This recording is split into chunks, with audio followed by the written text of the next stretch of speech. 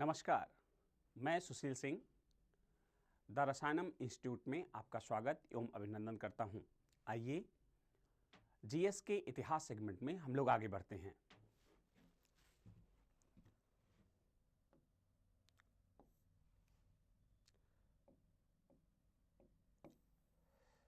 चलिए आज हम लोग वैदिक काल के आगे चलते हैं। ठीक है, महाजनपद काल।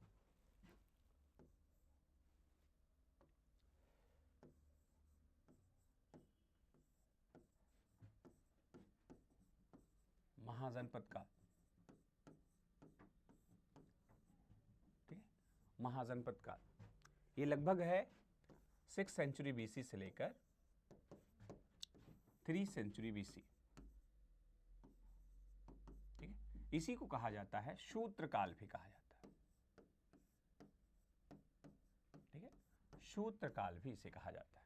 आइए महाजनपद काल के बारे में जो जानकारी मिलती है बौद्ध पुस्तक अंगुत्तर निकाय से मिलती है। बौद्ध पुस्तक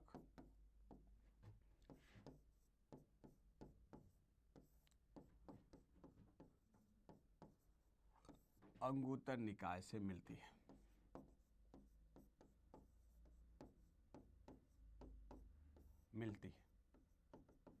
ठीक है, बौद्ध पुस्तक अंगुत्तर निकाय से मिलती है। और जैन पुस्तक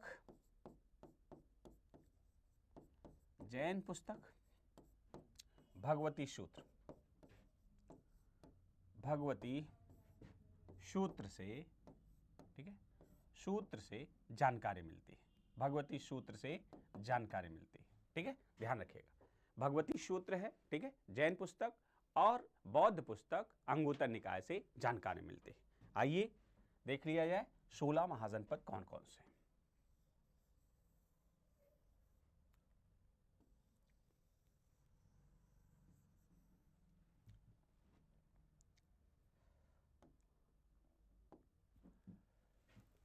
यहां पे है कंबोज, यहां पे है गांधार,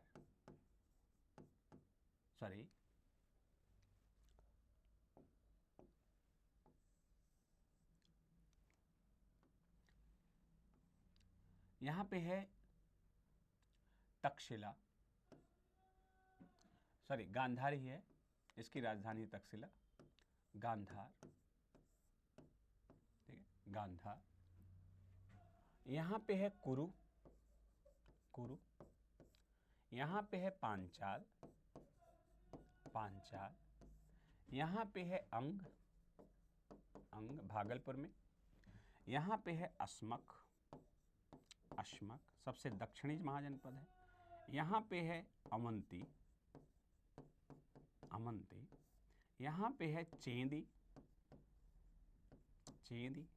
यहां पे है सूरसेन, ठीक है, और यहां पे है पांचाल। ठीक है, तो पांचाल, सूरसेन, चेंदी, ठीक है, अवंती। प्रयागराज में है वत्स, यहां पे है काशी,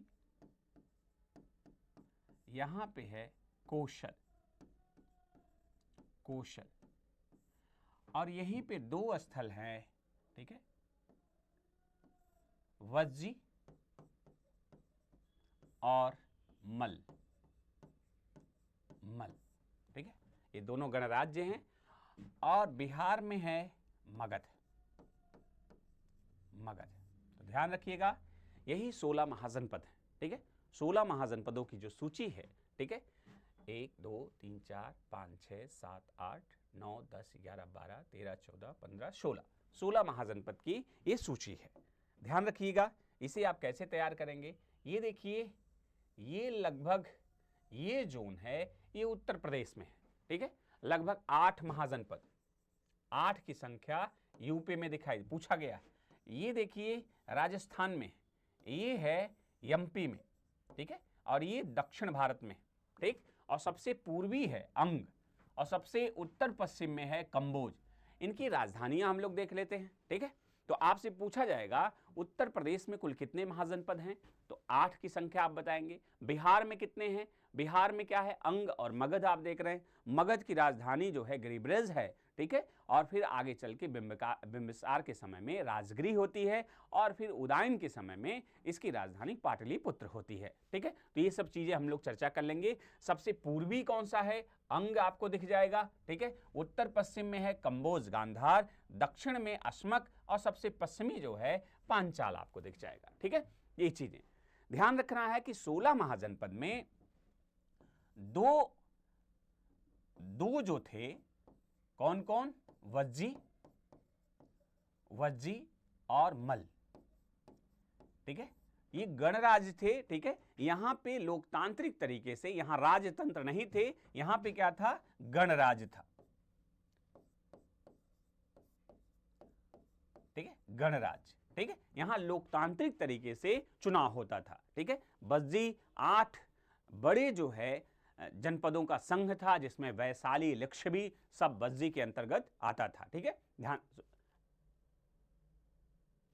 हाँ जी, वज्जी के अंतर्गत आता था, वैशाली, लिच्छवी ये सब बड़े बड़े गणराज्य, ठीक है। और मल्ल में आप पढ़ेंगे पावापुरी और कुशीनारा, ठीक है।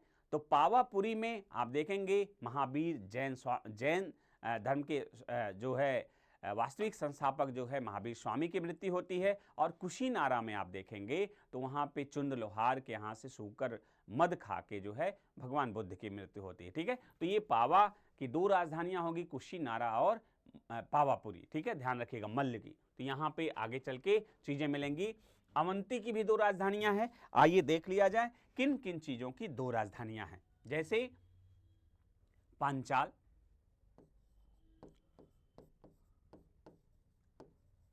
दो राजधानी किसकी किसकी है, ठीक है, इधर देख लीजिए, पांचाल,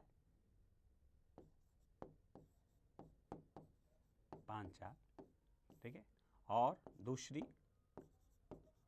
अवंती,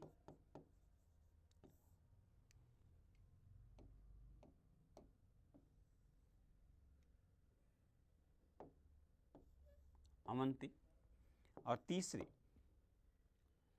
कौशल,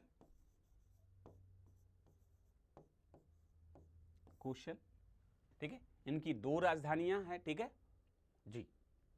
आइए, तीनों की 2 राजधानियां हैं, आइए देख लीजिए कौन कौन सी है। पांचाल की 2 राजधानी है। उत्तरी पांचाल की राजधानी जो है ये है आहीछत्र, ठीक है। दक्षिणी पांचाल की राजधानी जो है ये है काम्पिल, ठीक है। अवंती की जो उत्तरी अवंती की राजधानी है ये है उज्जैनी, ठीक है। दक्षिणी अवंती की राजधानी जो है ये है महिष्मति, ठीक है। क्या है, महिष्मति,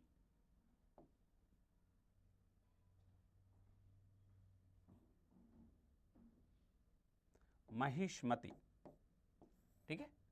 दक्षिणी अवंती की क्या राजधानी है, महिष्मति। कौशल की 2 राजधानियां हैं, ठीक है। उत्तरी कौशल की राजधानी जो है वो है श्रावस्ती, और दक्षिणी कौशल की राजधानी जो है साकेत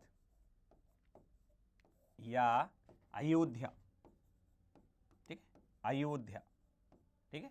ये चीज आपने देखा कि कौशल की 2 राजधानियां हैं, ठीक है, श्रावस्ती, साकेत या अयोध्या। तो ये 2 राजधानियों वाले जो है हैं पंचाल, अवंती और कौशल कहां पे है, अवंती यहां पे है, इसकी 2 राजधानियां हैं उज्जैनी और महिष्मति, ठीक है। और पांचाल आप देख रहे हैं, ठीक है, पांचाल की भी 2 राजधानियां हैं अहीछत्र और काम्पिल। और यहां पे आप देख रहे हैं ओह, हमने पांचाल 2 जगह लिखा हुआ है यार, थोड़ा सा ये देखिए, ये पांचाल नहीं है भाई, ठीक है। यहां पे है मत्स्य गणराज्य, ठीक है, ये ध्यान रखिएगा, मत्स्य, इस चीज को ध्यान रखिएगा, यहां पे मत्स्य है, पांचाल यहां पे है, ठीक है जी। हाँ, तो तीसरा हम लोगों ने कौशल, ठीक है। तो यहां पे आप देखिए कौशल है, ठीक है, कौशल, पांचाल और कहां पे चलना है, अवंती। ये 3 जगह पे 2 राजधानियां आपको मिलेंगी। और तीसरी है पावा, पावा की भी 2 राजधानियां हैं, एक है कुशीनगर, कुशीनारा, ठीक है, और दूसरा है पावापुरी, ठीक है, पावापुरी, ठीक है, 2 राजधानी मानी जाती है, ठीक है। तो ये आप याद रखिएगा। और की राजधानी आप देख लीजिए, कंबोज की राजधानी है हाटक, हाटक। गांधार की राजधानी है तक्षशिला, तक्षशिला, ठीक है, तक्षशिला। कुरु की राजधानी है इंद्रप्रस्थ, इंद्रप्रस्थ, ठीक है, इंद्रप्रस्थ। मत्स्य की राजधानी है विराटनगर, विराटनगर, ठीक है, विराटनगर। और मगध की राजधानी है, आप पढ़ेंगे, गिरिब्रज, गिरिब्रज, ठीक है। आगे चल के मिलेगी राजगिरी, फिर पाटलिपुत्र। अंग की राजधानी है चंपा, चंपा। वत्स की राजधानी है कौशांबी, कौशांबी। काशी की राजधानी है बनारस, ठीक है, बनारस, ठीक। सूरसेन की राजधानी है मथुरा, मथुरा। सूरसेन की राजधानी मथुरा।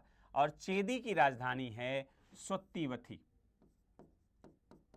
स्वत्तिवती, ठीक है, ये इसकी राजधानियां हैं, ठीक है।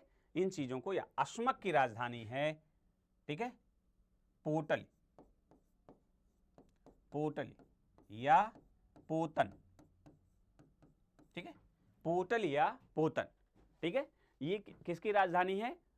अश्मक की। तो ध्यान रखिएगा, दक्षिण भारत का कौन सा महाजनपद है, तो आप बताइएगा। अश्मक है। एमपी में कौन है? अवंती। इसकी राजधानी क्या है? उज्जैनी या महिष्मती, ठीक है। यहां पे है बुंदेलखंड में कौन सा है? चेदी, जिसकी राजधानी है स्वत्तिवती, ठीक है, स्वत्तिवती। सूरसेन को 6th सेंचुरी बीसी में क्या कहा जाता था? मथुरा कहा जाता था, ध्यान रखिएगा, इसे मथुरा कहा जाता था, ठीक है। और पांचाल की 2 राजधानियां हैं, पढ़ चुके हैं, अहिछत्र और काम्पिल, ठीक। बज्जी और मल्ल, ये दोनों गणराज्य हैं, ध्यान रखिएगा, ये दोनों क्या हैं? गणराज्य। और 14 क्या हैं? 14 राजतंत्र हैं, राजतंत्र, ठीक है, जहां राजा थे। और 2 गणराज्य 16 महाजनपद में, 2 राज्य जो है, जैसे वज्जी और मल्ल हैं, ये गणराज्य। ये क्या है? आप देखिए, गणराज्य। यहां लोकतांत्रिक तरीके से शासन होता था। तो ध्यान रखिएगा, ये प्राचीनतम इस प्रकार से लोकतांत्रिक व्यवस्था भी दिखाई दे रही है, ठीक है। और 14 गणराज्य हैं। तो 6th सेंचुरी बीसी में कुछ इस तरह से ये महाजनपद है, ठीक है। आगे हम लोग चलते हैं। मगध का उत्कर्ष।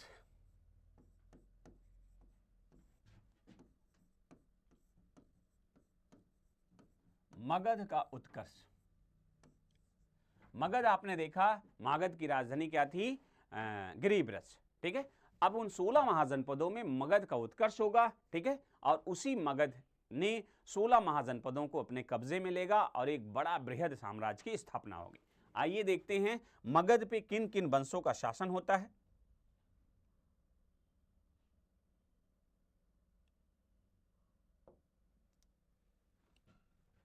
यहां पे 3 वंश का शासन है। हर्यक वंश, ठीक है, दूसरा नागवंश, नागवंश, और तीसरा नंदवंश, नंदवंश, ठीक है। यहां 3 वंश मगध में 3 वंश का शासन है। कौन कौन? हर्यक वंश, नागवंश और नंदवंश। हर्यक वंश में आप देखेंगे जिन राजाओं को आपको पढ़ना है वो हैं बिंबिसार, बिंबिसार, ठीक है, बिंबिसार।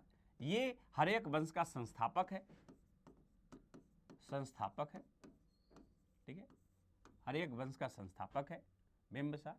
और दूसरा जो पढ़ना है ये है, इसका पुत्र है अजात शत्रु,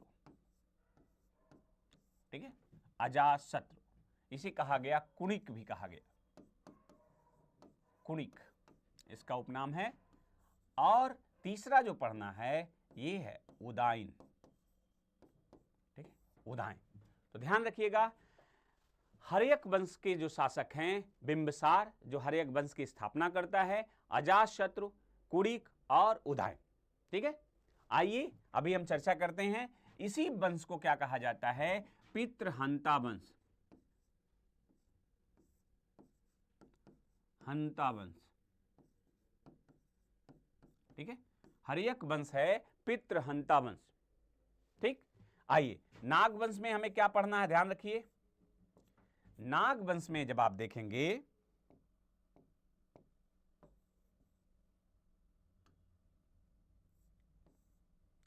नाग वंश में जब आप देखेंगे तो नाग वंश में दो शासक हैं।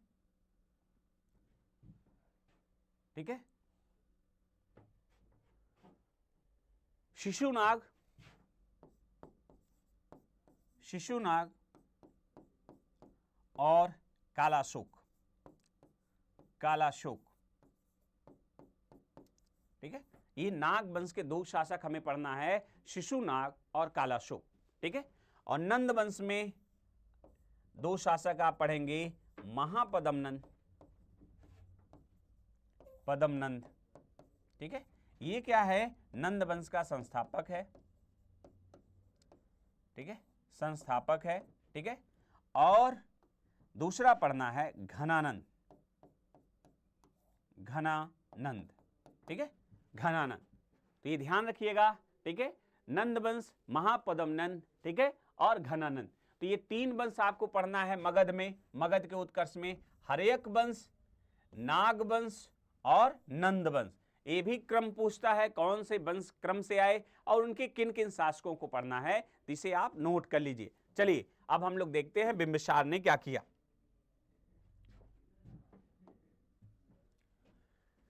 देखिए हर्यक वंश,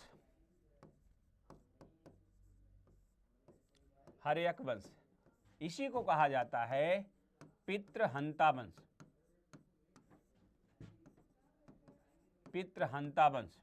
ठीक है, पितृहंता वंश, ठीक है ना, पितृहंता वंश। सबसे पहले शासक है बिंबिसार, बिंबिसार। तो ध्यान रखिएगा,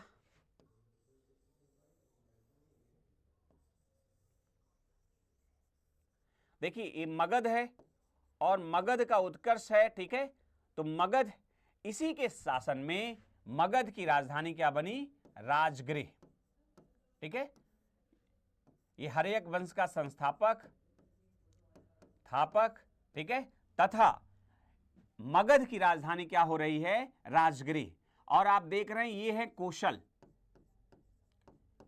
पीछे पढ़ चुके हैं कौशल। यहां के शासक होते हैं, कौशल के शासक हैं प्रसेनजीत। ठीक है, उनकी बहन है महाकोशला, महाकोशला। महाकोशला की शादी जो है बिंबिसार से होती है। तो ध्यान रखिएगा, ये बड़ा राजवंश है मगध। तो मगध क्या कर रहा है, यहां से शादी वाला संबंध कर रहा है और दहेज में ये जो काशी था, काशी, ठीक है, काशी को मिला लेता है, काशी को दहेज में ले लेता है। अब ये मगध का जो है साम्राज्य विस्तार हो रहा है और बिंबिसार ने क्या किया, ये जो अंग महाजनपद था इसे अटैक करके अपने साम्राज्य में मिला लेता है। तो आप ध्यान रखिएगा, बिंबिसार क्या करता है, अंग और काशी को, ठीक है, मगध का हिस्सा बना लेता काशी दहेज स्वरूप में, और अंग पे चढ़ाई करके वहां के शासक बृहद्रथ की हत्या कर देता है। और इतना मगध का विस्तार, अंग मतलब भागलपुर में है अंग, ठीक है, तो पूरे बिहार में और देख रहे हैं, और यूपी के पूर्वांचल वाले सेक्टर में काशी तक का क्षेत्र मगध का विस्तार हो चुका था। ठीक है, किसके काल में, बिंबिसार के काल में। लेकिन आप ये देखिए, इसका जो पुत्र आता है अगला शासक, अजातशत्रु, अजातशत्रु। ठीक है, अजातशत्रु ने क्या किया था, अपने पिता बिंबिसार की हत्या कर दी थी। ठीक है, अपने पिता बिंबिसार की हत्या कर दी थी। पूछा जाता है वह कौन सा शासक था जिसने अपने पिता की हत्या की तथा उसके बेटे ने उसकी हत्या कर दी। तो ये ध्यान रखिएगा, अजातशत्रु है, क्योंकि इसका बेटा उदयन ने भी इसकी हत्या कर दिया था। तो पहले भारतीय इतिहास में पहला जो राजवंश आ रहा है उसमें अपने पिता का ही, ठीक है, सत्ता का कोई सगा संबंधी नहीं होता है। इसका जो है पर्याय दिख रहा है हर्यक वंश, पितृहंता वंश, अपने पिता का ही गला काट दे रहा, ठीक है, सत्ता के लिए। तो ये चीज ध्यान रखिएगा। बिंबिसार का पुत्र अजातशत्रु बिंबिसार की हत्या कर देता है और जैसे ही अजातशत्रु ने हत्या किया तो कौशल नरेश जो थे, प्रसेनजीत, ठीक है, प्रसेनजीत अजातशत्रु से नाखुश हो जाते हैं क्योंकि उनके बहनोई का हत्या हो जाता है, ठीक है, और ये इसका मामा रहता है। लेकिन ये क्या करता है, और काशी को प्रसेनजीत ने मगध से छीन लिया क्योंकि उसके बहनोई का हत्या कर देता अजातशत्रु, ठीक है, नाखुश हो जाए। लेकिन अजातशत्रु ताकतवर था, इसने क्या किया, कौशल पे ही चढ़ाई कर दिया, ठीक है, और जिससे अजातशत्रु जो है प्रसेनजीत है, ठीक है, संधि समझौता करते हैं और अपनी बेटी की शादी इससे कर देते हैं, ठीक है, प्रसेनजीत अपनी बेटी की शादी अजातशत्रु से करते हैं, ठीक है। तो ध्यान रखिएगा, पुनः काशी अजातशत्रु के समय में भी आ जाता है और अजातशत्रु के समय में दो ऐसे हथियार इजाद होते हैं जिसे कहा जाता है रथमूशल और महाशिला कंटक।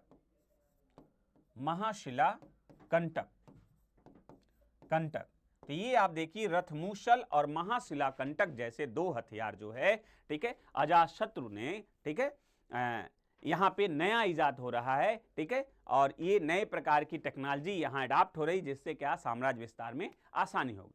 अजातशत्रु के समय में ही क्या होता है, क्योंकि बिंबिसार के समय में भी बुद्ध के समकालीन है बिंबिसार, और बुद्ध की मृत्यु हो जाती है अजातशत्रु के सिंहासन रोहण के समय 483 BC में।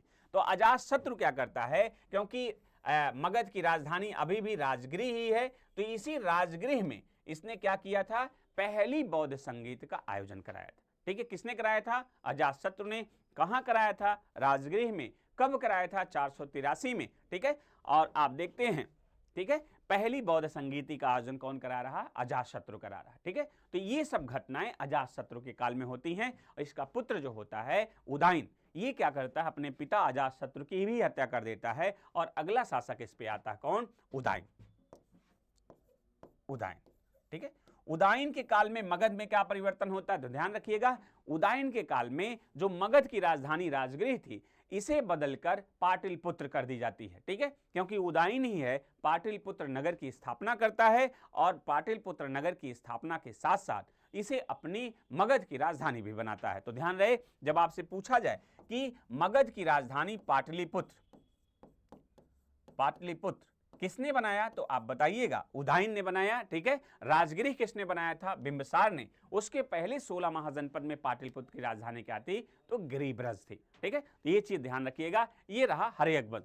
अब उदयन के बाद जो है अगला वंश जो आएगा आपके यहाँ पे शिशुनाग वंश, ठीक है, क्योंकि उदयन के बाद नागदशक होता है, बहुत कमजोर सा शासक है जिसकी हत्या करके शिशुनाग क्या है, नाग वंश की स्थापना करता है, ठीक है। तो हम लोग चलते हैं शिशुनाग वंश की तरफ,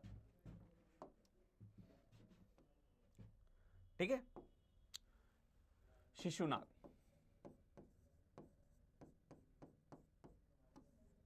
नागवंश। अगला वंश मगध पे आता है नागवंश,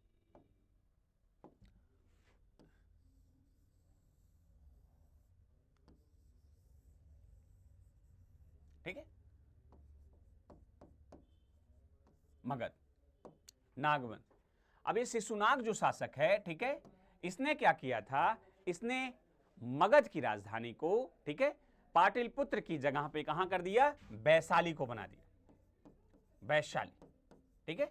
अब मगध की राजधानी क्या बन जा रही इसके काल में, वैशाली। अभी तक इसके पहले क्या थी, पाटलिपुत्र। इसके पहले क्या थी, राजगृह। और सबसे पहले 16 महाजनपद में गिरिब्रज। सब मगध की राजधानियां हैं। समय सापेक्ष किस शासक द्वारा जो है बनाया गया, इस चीज को ध्यान रखिएगा,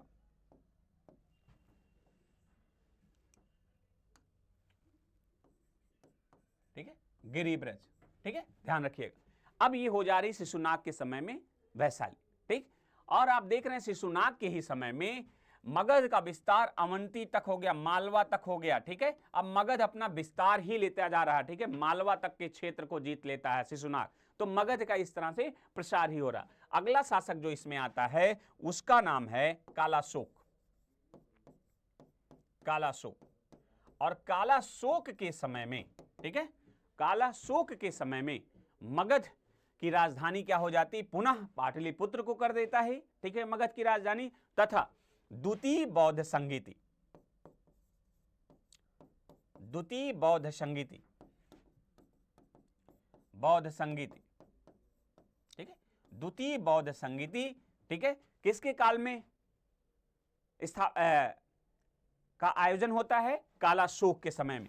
कहां पे होगा, वैशाली में, ठीक है। तो ध्यान रखिएगा, द्वितीय बौद्ध संगीति का आयोजन, ठीक है, वैशाली में कालाशोक के समय होता है, ठीक है, ये चीज द्वितीय बौद्ध संगीत का आयोजन, ठीक है। तो यहां पे आप देखेंगे नागवंश में इतनी ही घटनाएं, राजधानी परिवर्तन होता है और द्वितीय बौद्ध संगीति का आयोजन कौन कराता है, कालाशोक कराता है, ठीक है।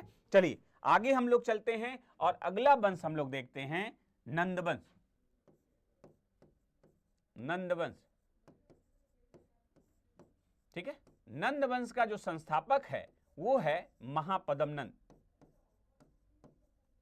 महापद्म नंद, ठीक है। नंदवंश का जो संस्थापक है वो है महापद्म नंद, ठीक है, इसे नंदवंश का संस्थापक कहा जाता है, नंदवंश का संस्थापक कहा जाता है। ध्यान रखिएगा, इसे कहा जाता है, इसकी उपाधि है उग्रसेन, मतलब बहुत गुस्से वाला। दूसरी उपाधि इसकी क्या है, तो आप देखेंगे अपरा परशुराम, अपरा परशुराम, ठीक है। तीसरी उपाधि क्या है, सर्वछत्रांतक, सर्वछत्रांतक, ठीक है। और जो इसे एक उपाधि इसकी और है, ठीक है, जो सबसे फेमस है, इसने एक राट की उपाधि ली, ठीक है, एक राट की उपाधि धारण करने वाला शासक कौन था, महापद्म नंद, ठीक है। तो ध्यान रखिएगा, एक राट क्या होता है,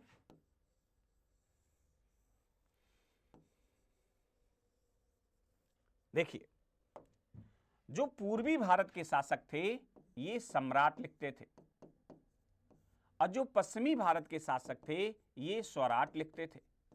जो दक्षिणी भारत के शासक थे ये भोज लिखते थे और जो उत्तरी भारत के शासक थे ये विराट लिखते थे और बीच का शासक अपने आप को राजा कहता था। ये हो गया पूर्वी और पश्चिमी, और जो इन सभी पे जो है विजय प्राप्त कर लेता था उसे कहा जाता था एक राट, ठीक है। तो एक राट की उपाधि इतिहास में कौन धारण किया है, महापद्म नंद। ये उग्रसेन भी है गुस्से वाला, अपरा परशुराम या दूसरा परशुराम, ठीक है, परशुराम, ठीक है, दूसरा परशुराम। तो ध्यान रखिएगा, इसे दूसरा परशुराम मतलब क्षत्रियों का विनाशक कहा गया है, इसीलिए इसे सर्व छत्रांतक कहा गया, क्षत्रियों का विनाशक, ठीक है। और इसे उग्रसेन कहा गया। तो ये ध्यान रखिएगा, ये ऐसा शासक है जिसने क्या किया है, क्षत्रियों का विनाश किया है। दूसरे अगर आपसे कहा जाए, ये देखिए यहां पे मगध था, मगध, ठीक है, और मगध से इसने क्या किया था,